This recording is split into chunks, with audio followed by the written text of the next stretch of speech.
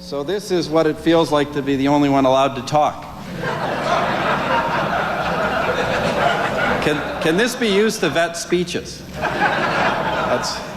Anyway, ladies and gentlemen, thank you very much for your warm welcome tonight. Invité distingué de la table d'hôte. Thank you, distinguished guests.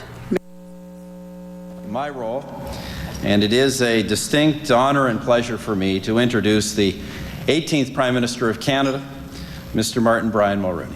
When Mr. Mulroney left public office in 1993, few would have predicted, and if you read the quotations from the era, dare I say not a soul in this room would have predicted, that all these years later, Mr. Mulroney would be honored by the environmental movement, at a head table with Sheila Copps, and introduced by a former lieutenant of the Reform Party.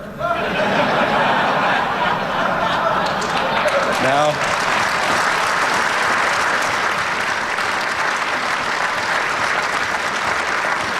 what all of this shows, I believe, is that history will be kind to Brian Mulroney. He led an energetic and ambitious government. On the environment, as on so many other issues, his government shunned grandiose schemes in exchange for concrete progress. On economic matters, he was ruthlessly pilloried for policies which his successors quickly adopted and which laid the groundwork for the prosperity we see today. Although we first met many, many years ago, I've only come to know Brian Mulroney personally over the past 3 years as part of the unexpected course of events which has led to the formation of Canada's new national government. En premier lieu, First of all, Mr. Mulroney played a discreet but primordial role in the negotiations and reconciliations which led to the creation of the new Conservative Party of Canada. Its leader, Mr. Mulroney, has played a similarly private yet indispensable part.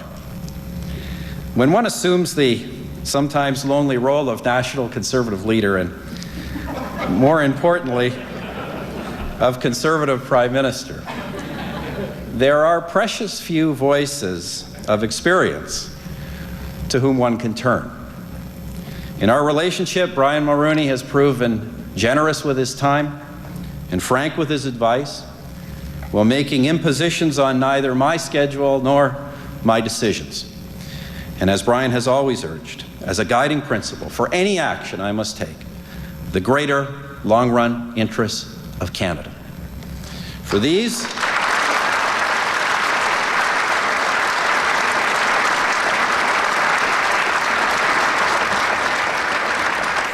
things I am grateful. We should all be grateful, but perhaps most of all, I'm particularly appreciative as I see Mila here tonight and Ben and Mark of the fine model that Brian Mulroney has provided as a family man for a Prime Minister who is also a husband and a father.